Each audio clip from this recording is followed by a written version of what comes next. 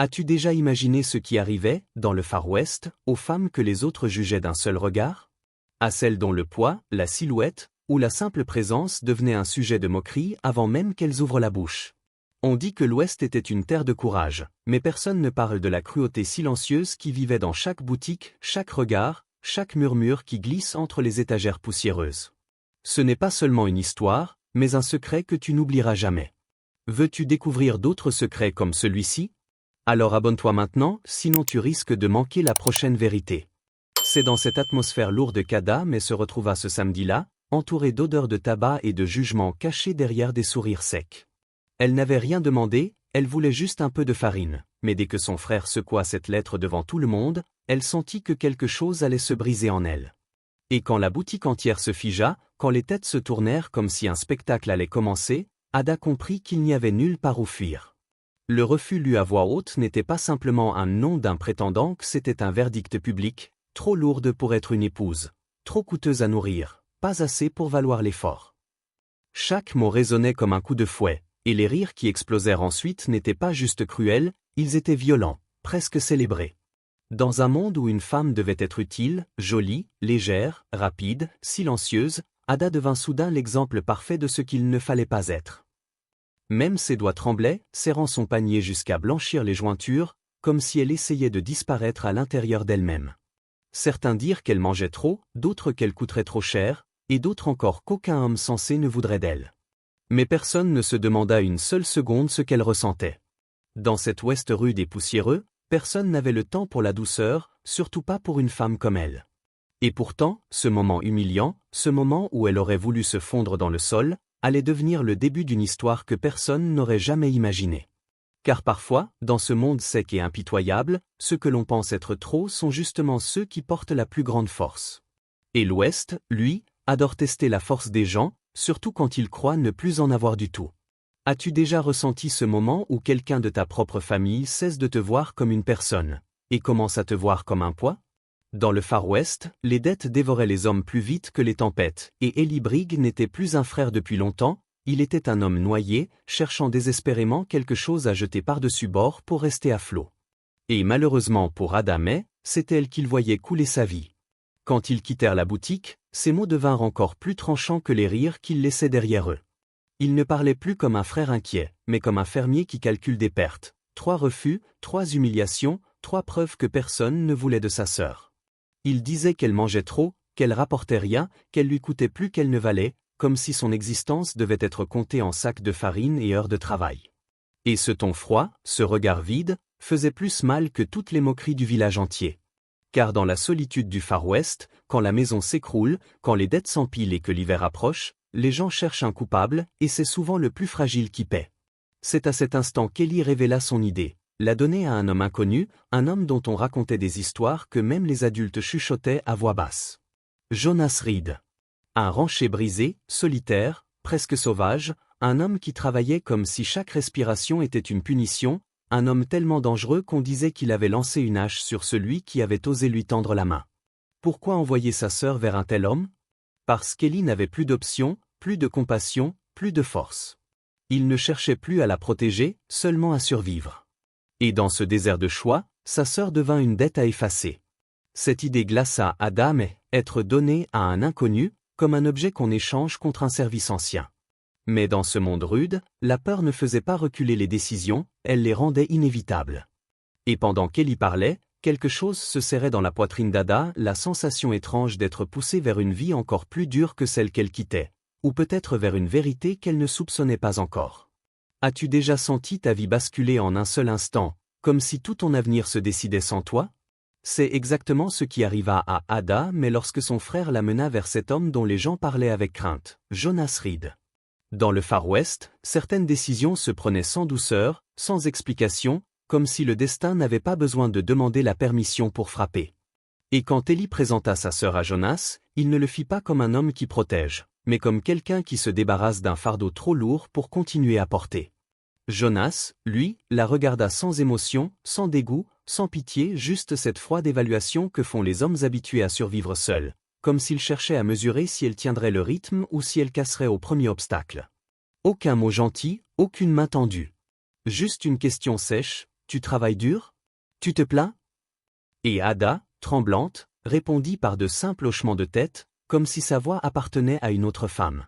La transaction ne ressemblait pas à une aide, ni à une opportunité, c'était un échange brut, presque silencieux, où sa dignité semblait glisser entre les doigts des deux hommes sans que personne ne la retienne. Ellie, soulagée de se libérer de son problème, accepta les conditions de Jonas trop rapidement. Pas de conversation. Pas de questions. Juste du travail et encore du travail. Puis Jonas prononça ces mots qui frappèrent Ada comme une porte qui se ferme derrière elle. Prends tes affaires. On part maintenant. Aucun délai, aucun au revoir, aucune seconde pour respirer. Elle monta les marches avec des jambes qui tremblaient comme si elle portait non seulement son poids, mais aussi les années de rejet, de honte, d'humiliation. Et quand elle se retrouva à l'arrière du cheval de Jonas, son frère lança ce dernier coup, celui qui brûle plus longtemps que les blessures visibles, ne revient pas. La route devant elle devint soudain plus longue, plus sombre, plus inconnue. Dans le silence du voyage, elle se demanda si elle avait été emmenée ou abandonnée. Et pourtant, au fond de cette peur, une petite étincelle se forma. Si sa vie venait d'être arrachée, peut-être qu'une autre était sur le point de commencer. Mais personne ne survit à l'Ouest sans être mis à l'épreuve. Et Ada allait bientôt comprendre que ce chemin n'était pas juste un départ, c'était un verdict. As-tu déjà vécu un trajet où chaque pas te rapproche d'une vie que tu n'as pas choisie, mais dont tu sais qu'elle va décider de tout? C'est exactement ce que ressentit Ada pendant ces 3 heures de silence derrière Jonas Reed, un silence tellement lourd qu'il semblait avaler le vent, les arbres, et même le bruit des sabots. Dans le Far West, le silence n'était jamais neutre, il pouvait être une protection ou un avertissement. Jonas ne se retourna pas une seule fois pour voir si elle tenait encore, comme si sa présence n'était qu'une obligation, ou pire, un poids de plus à porter. Chaque fois qu'elle agrippait son manteau pour ne pas tomber, elle sentait que ce contact était le seul lien humain qui lui restait, et pourtant il était froid, distant, presque refusé. Le paysage changeait lentement, les routes larges devenant des sentiers étroits, les champs ouverts laissant place à une forêt profonde où la lumière s'accrochait difficilement aux branches. Plus le cheval avançait, plus Ada se sentait avalée par une solitude qu'elle n'avait jamais connue, un isolement si complet qu'elle se demanda si quelqu'un la retrouverait un jour, ou si Jonas lui-même se souvenait qu'elle était là. Quand elle osa demander où ils allaient, sa réponse, assez loin, tomba comme une pierre dans le silence. Pas d'explication, pas de détails, rien pour la rassurer. Seulement cette impression d'être guidée vers un endroit où personne ne viendrait la chercher. Et lorsque le ranch apparut enfin, isolé entre collines et forêts, aussi beau que terriblement seul, elle comprit que cet endroit n'était pas seulement un lieu, c'était une épreuve. Quelques bâtiments, un toit réparé par nécessité, des clôtures fatiguées, et un calme inquiétant qui donnait l'impression que même le vent n'osait pas s'approcher trop près. Jonas descendit du cheval sans un mot et indiqua une petite cabane au fond de la cour. « C'est là pour toi. » Pas bienvenue, pas installe-toi, juste une directive sèche. À l'intérieur, la cabane était propre mais vide, comme si elle attendait quelqu'un qui devait prouver qu'il méritait un peu plus que le strict nécessaire. Et quand Jonas lui donna ses règles, cuisiner, nettoyer, se lever avant l'aube, ne jamais poser de questions, Ada sentit que cette nouvelle vie n'allait pas la juger pour son poids, mais pour sa résistance. Car dans ce coin perdu du monde, ce n'était plus la société qui allait la tester. C'était l'Ouest lui-même. As-tu déjà connu une routine si dure que ton corps avance par instinct, simplement parce que s'arrêter ferait encore plus mal? C'est exactement la vie qui attendait Ada dans ce ranch perdu, une vie où l'aube ne venait pas doucement mais tombait sur elle comme un ordre. Avant même que le soleil n'ouvre les yeux, elle devait déjà être debout, les mains dans l'eau froide, le feu à rallumer, les casseroles à nettoyer, les œufs à préparer, la farine à pétrir. Et tout cela sans un mot, sans un regard, sans un seul signe que sa présence comptait plus qu'un outil posé sur une étagère. Jonas, lui, travaillait dehors avec une intensité presque brutale, réparer des clôtures, casser du bois, rattraper des chevaux nerveux. Mais entre eux, il n'y avait que des critiques brèves, des remarques sèches, rien qui laisse la moindre place à la chaleur. Trop salé. Pas assez chaud. Tu as oublié un quoi. Chaque détail devenait une faute, chaque geste une épreuve, et chaque jour, Ada se demandait si Jonas cherchait vraiment à l'éduquer, ou à la briser. Pourtant, elle continuait, parce que partir n'était pas une option, et rester signifiait essayer encore plus fort.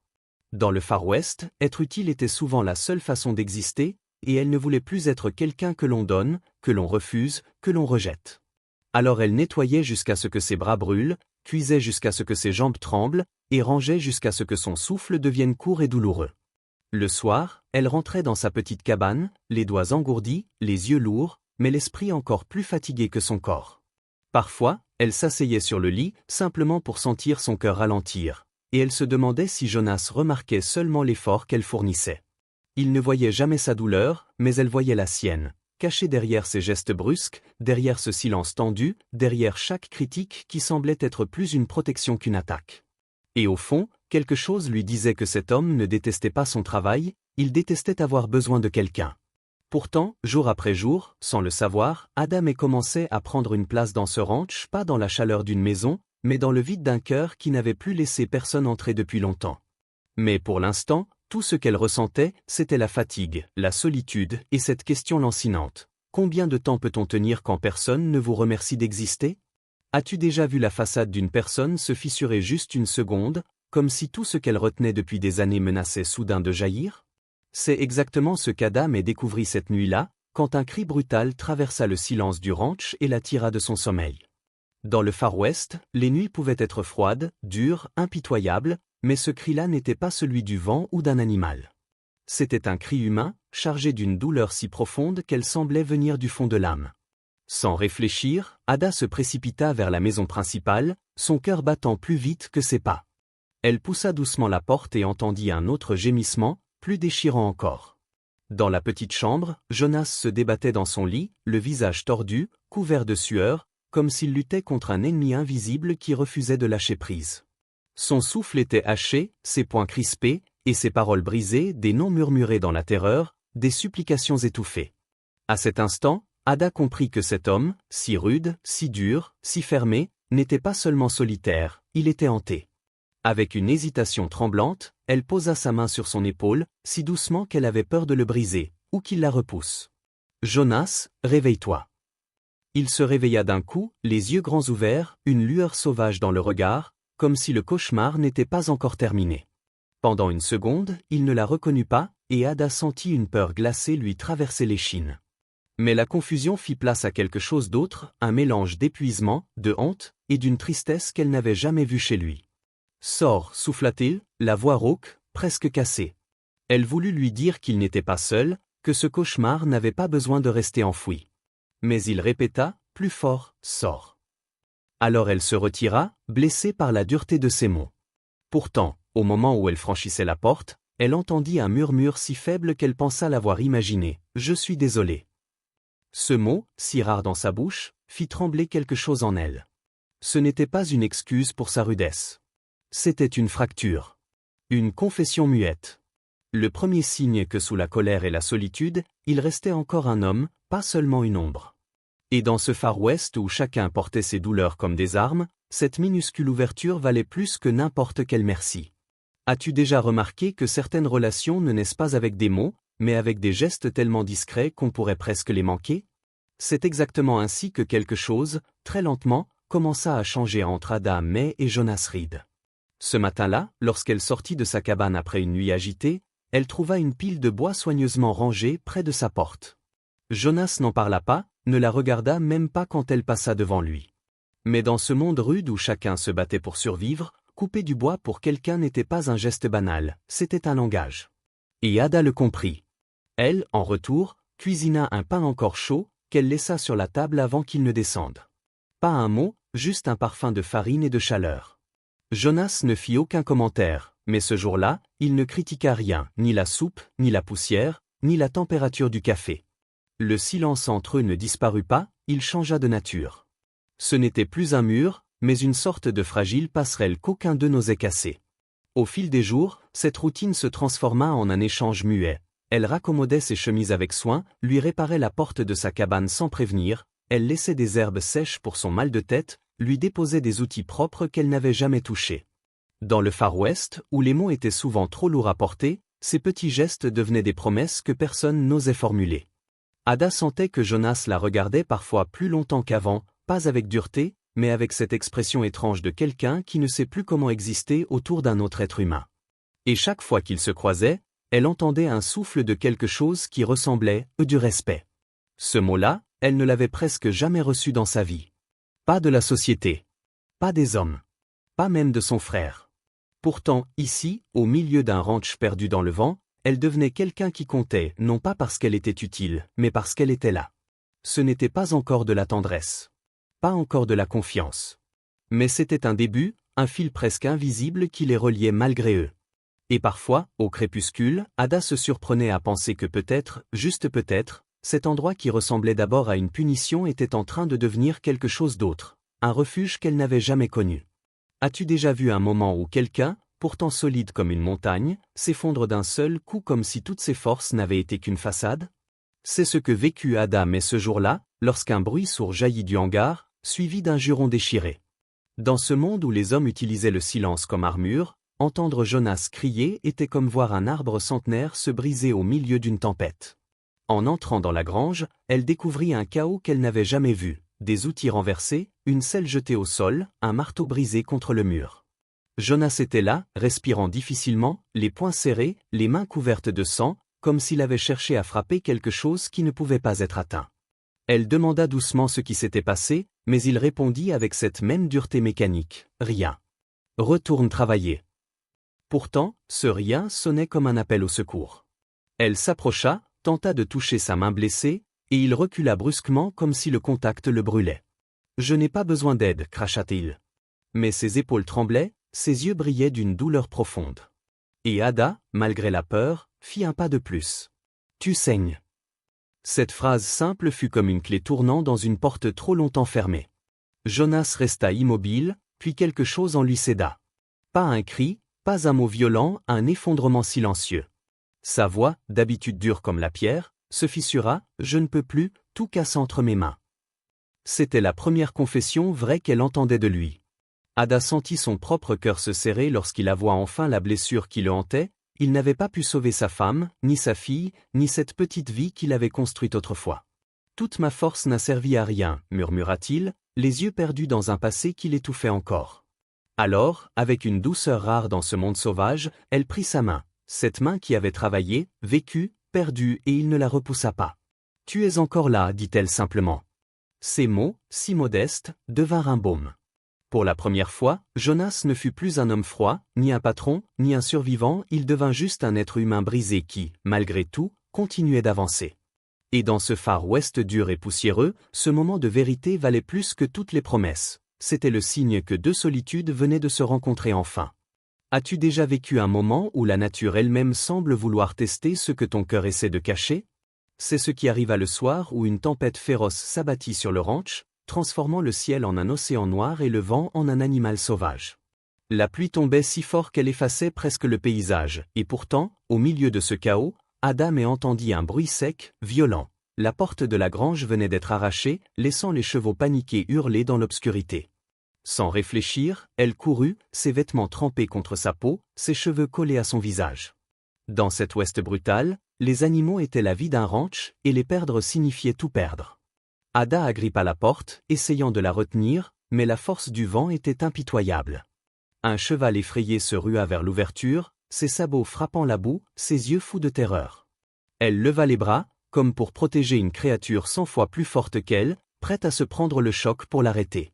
Et c'est à cet instant que Jonas surgit de l'ombre, l'attrapa et la tira en arrière d'un geste puissant, la serrant contre lui pour la mettre à l'abri. Il se plaça devant le cheval, sa voix basse et ferme comme une ancre dans la tempête. Doucement, doucement, le cheval se calma, et en quelques secondes, Jonas réussit à refermer la grange avec une corde solide. Quand il se retourna vers Ada, son visage était tendu, non pas de colère, mais d'une peur nouvelle, la peur de la perdre, elle. « Qu'est-ce que tu faisais » cria-t-il, mais sa voix tremblait davantage d'inquiétude que de reproche. « Tu aurais pu mourir. » Ada répondit simplement, « Je voulais aider. » Jonas passa une main sur son visage trempé, comme s'il essayait de comprendre ce qui venait de se passer entre eux. « Tu ne me dois pas ta vie, » dit-il, la voix brisée par une émotion qu'il ne maîtrisait plus. « Si, » répondit-elle doucement, « parce que tu m'as donné un endroit quand personne n'en voulait. » Le vent hurlait autour d'eux, mais entre eux, quelque chose d'autre se formait, fragile, brûlant, inévitable. Jonas toucha son visage, comme s'il avait peur qu'elle disparaisse sous la pluie. « Tu mérites mieux que tout ça, » murmura-t-il. Et pour la première fois, Ada vit dans ses yeux non pas de la colère, non pas du devoir, mais une affection profonde qu'il n'avait jamais osé admettre. Ce soir-là, la tempête n'avait pas seulement frappé la grange, elle avait ouvert un chemin entre deux cœurs qui se croyaient condamnés à rester seuls. Si cette histoire t'a touché, même un peu, alors ne pars pas sans t'abonner. Parce que dans le Far West, chaque destin peut basculer d'un simple choix, et le prochain pourrait bien te surprendre encore plus que celui d'Adamé. Dis-moi aussi dans quelle ville tu écoutes cette histoire. Peut-être que ton message sera lu dans la prochaine narration. Peut-être même que ton nom deviendra le début d'un nouveau récit. Alors abonne-toi maintenant, avant que la prochaine histoire ne te rattrape. Et laisse un commentaire. Tu viens d'où? J'ai hâte de le découvrir.